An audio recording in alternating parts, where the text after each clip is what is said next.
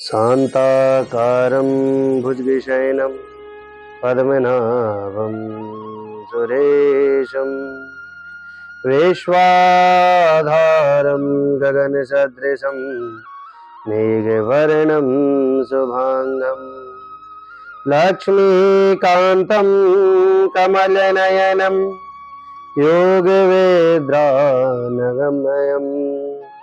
वन्दे विष्णु भवभयहरणं सर्वलोकैकनाथं।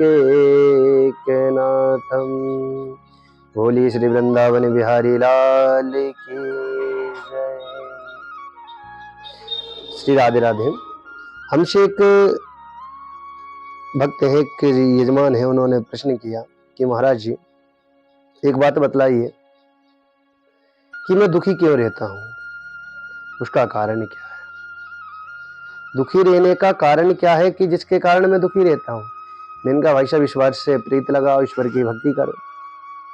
तो उन्होंने कहा महाराज में ये समझिए कि दिन में अगर 12 घंटे होते हैं तो मैं 6 घंटे तो सिर्फ ईश्वर की पूजन में ही लगाता हूँ, तो फिर भी मैं सुखी क्यों नहीं हूँ। मेरे पास धन का भी अभाव है, मेरे पास अन्न का भी अभाव है। नौबत ऐसी आ जाती है महाराज जी कभी कभी भोजन भी प्राप्त नहीं होता। या आप ये कहें कि ईश्वर की भक्ति करना गलत है तो मैं भक्ति छोड़ दूं। तो इसका हल हमें कहाँ मिला, मत्स्य पुराण में। तो उसके माध्यम से हम आपको बताते हैं कि मत्स्य पुराण में जो भगवान मीनेश है उन्होंने कहा है, कहते हैं कि सर्वप्रथम पुराण है मीनेश पुराण, जिसको वेद व्यास जी ने लिखा और सबसे पहला भगवान का अवतार भी मीनेश का है। तो आइए उसके माध्यम से हम जानने का प्रयास करते हैं कि हमारे दुख का कारण होता क्या है। कि हम ईश्वर की भक्ति तो बहुत कर लेते हैं, ईश्वर का ध्यान भी बहुत करते हैं, लेकिन हमें दुख प्राप्त होता किस लिए है। कारण क्या होता है कि हम ईश्वर की सिर्फ भक्ति में लगे रहते हैं और ये सोचने लगते हैं कि भाग्य जितना देगा, मेरे भाग्य का जितना आएगा मेरे पास भाग्य कर आएगा और मैं उससे अपने जीवन को यापन करूंगा। तो भैया इस बात पर मत्स्य पुराण स्पष्ट कहता है कि अगर आप भाग्य के भरोसे पे रहोगे तो आपको भूखा सोना पड़ेगा, आपको भूखा मरना पड़ेगा, क्योंकि भाग्य के भरोसे नहीं बैठा जा सकता। कहते हैं कि जो आलसी व्यक्ति रहता है ना, आलसी व्यक्ति का जीवन कभी भी सफल नहीं हो सकता, आलसी व्यक्ति कभी भी खुशी नहीं रह सकता, वो अपने जीवन पर्यंत रोता रहेगा। क्यों? क्योंकि उसने कभी पुरुषार्थ नहीं किया। अगर वो पुरुषार्थ करता तो उसके जीवन में जो कष्ट आ रहे हैं उसको कष्ट को दूर करने की तैयारी वह पहले ही कर चुका होता। अब ये कहे कि पुरुषार्थ ही सब कुछ है, कि कर्म ही सब कुछ है, ऐसा भी नहीं। कर्म तो करो लेकिन ईश्वर की भक्ति भी करो। अब ईश्वर की भक्ति कैसे करनी है, ऐसा नहीं कि हम 6-6, 7-7 घंटे बैठकर ईश्वर की भक्ति करते रहे या माला जपते रहे, हम हमारे काम धंधों को ना करें, ऐसा भी नहीं है। ईश्वर की भक्ति करनी है, वो भी कैसे? जैसे कि हम हमारी स्त्री को, हमारे पुत्रों को, हमारे संबंधियों को, हमारे बंधु बांधवों को समय देते हैं, वैसा ही समय हमें ईश्वर को देना है। जब हम फ्री हो, जब ईश्वर को याद करो। जब आप फ्री बैठे हो, जब भी आप कोई काम करते हो तो लंच समय होता हो या स्कूल में जाते हो लंच समय होता हो, उस समय ईश्वर की भक्ति करो।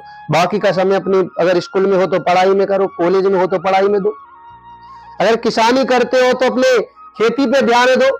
हाँ, जिस समय हम फ्री बैठे उस समय ध्यान दे। माताएं बहने ऐसा नहीं कि पति काम करके आया और माताएं कहने लगी महाराज अभी मैं शिव जी को जल चलाने जा रही हूं या भगवान की पूजन करने जा रही हूं, ऐसा नहीं है भाई। जो आपका पति है वही आपका परमेश्वर है, उसी के अंदर विद्युत भगवान शिव का अंश बैठा हुआ है, भगवान नारायण का अंश बैठा है।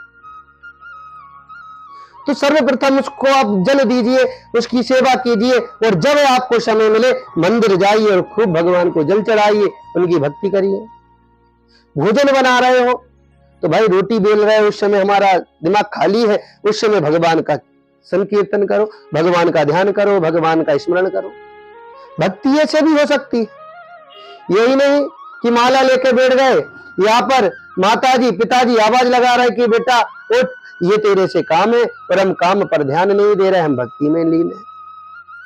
भाई अगर ग्रस्त में है, ये जो भक्ति है कि आप लीन होकर बैठो, वो संतों के लिए है, वो मुनियों के लिए है, वो ऋषियों के लिए है, वे आपके लिए गृहस्थियों के लिए नहीं है। गृहस्थियों के लिए अपनी कर्मी भक्ति है। आपको अपना कर्म ही करना पड़ेगा, जब ये आपका जीवन यापन होगा।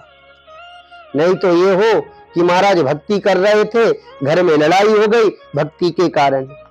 भक्ति के कारण लड़ाई कभी नहीं होती, लड़ाई होती है हमारे कारण। हम अपने जीवन को इतना व्यस्त बना दिया कि हम अज्ञा ईश्वर की भक्ति कर रहे हैं तो हमारे घर वालों को समय नहीं है, और घर वालों को समय दे रहे हैं तो ईश्वर के लिए समय नहीं। समय हमें दोनों को बराबर देना है। जैसा आप अपनी पत्नी को, जैसे अपने बच्चों को देते हो, वैसे ईश्वर को दो। घर से जा रहे हो तो भगवान से जैसे अपने आप पिता से मिलते हो, अपनी माता से मिलते हो, अपनी पत्नी से कहते हो कि मैं बाहर जा रहा हूं, यहां जा रहा हूं, मैं ये इतनी देर में आ जाऊंगा, ऐसा ही ईश्वर के सामने शीश झुकाकर कहो कि हे प्रभु मैं जा रहा हूं, आप अपनी कृपा दृष्टि मेरे ऊपर बनाए रखना, इतना कहकर आप चले जाओ। आपके ऊपर किसी भी प्रकार का संकट नहीं आएगा, बस आप कर्मशील रहना, आप लग्नशील रहना। अगर आपका कर्म अच्छा है, आपकी लग्न अच्छी है, तो ये यकीन मानिएगा वो परमात्मा भी आपका साथ देगा। और भाग्य से कुछ प्राप्त नहीं होता, भाग्य से प्राप्त तो होता है लेकिन थोड़ा बहुत होगा, उससे आपका जीवन यापन नहीं होगा। लेकिन कर्म से, पुरुषार्थ से वो प्राप्त होगा जो आपके भाग्य में भी नहीं है। आपके भाग्य में भी जो चीज नहीं है ना, वो आपके पुरुषार्थ से आपको प्राप्त कर सकते हैं। आपका जीवन बदल सकते हैं। कहते हैं ना कि महाराज जी की कुंडली खराब है, कुंडली तो खराब है महाराज, लेकिन अपने चरित्र को खराब मत करो, अपने कर्मों को खराब ना करो।